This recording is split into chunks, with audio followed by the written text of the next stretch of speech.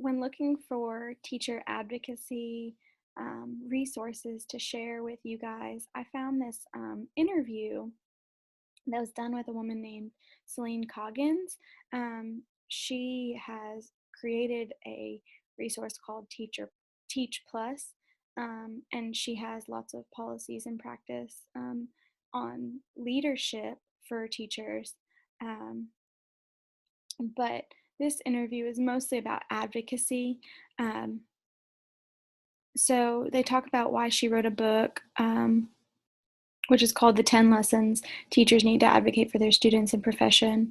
And after reading this interview, it honestly kind of makes me want to buy this book. But the question that was asked is, why did you write this book? So she says, ask any teacher the question, have you ever been frustrated about how a decision made outside your classroom affected the students inside your classroom? And she believes every teacher's answer would be yes. And she goes on to say that a lot of the decisions that are made without much input from teachers. So her goal is that teachers can be advocates for ourselves, because we are the ones who are affected by the policies that are being made. So she talks about why it's important for teachers to be advocates. Well,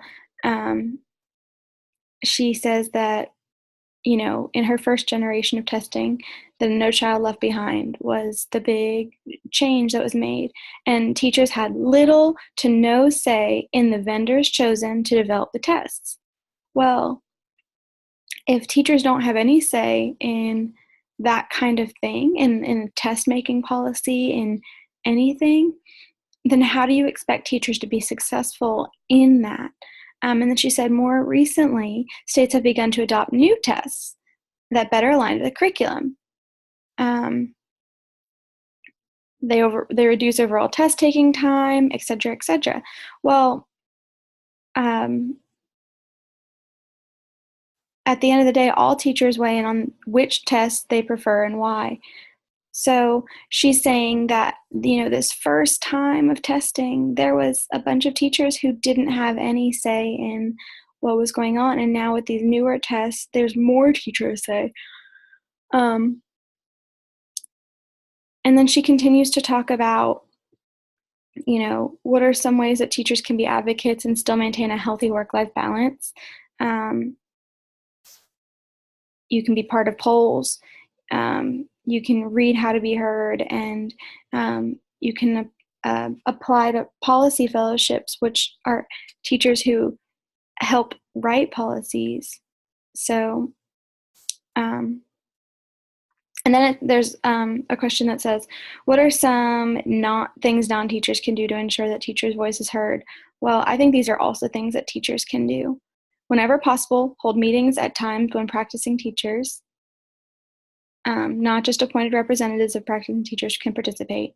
So, be included as a teacher. Find ways for small groups of teachers to take leadership roles in policy development. So, as a teacher, if your principal is saying, hey, I want, a team of teachers to do this, this, and this, like, be one of those teachers who's willing to do that. And, just the thing is there's lots of ways that teachers can have a voice, and anytime that you see that opportunity, either take it or encourage someone else to take that opportunity. And then this just talks about, for first-year teachers, she says, enjoy, your first year. Read the book, How to Be Heard. And I think it's really something that I might look into, because, we as teachers want to be heard. We want to be able to share what we've learned, and to,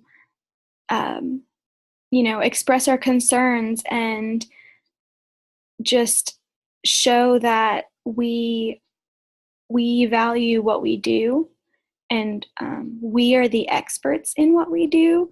And a lot of times, even though we are the experts, we're not the ones being asked.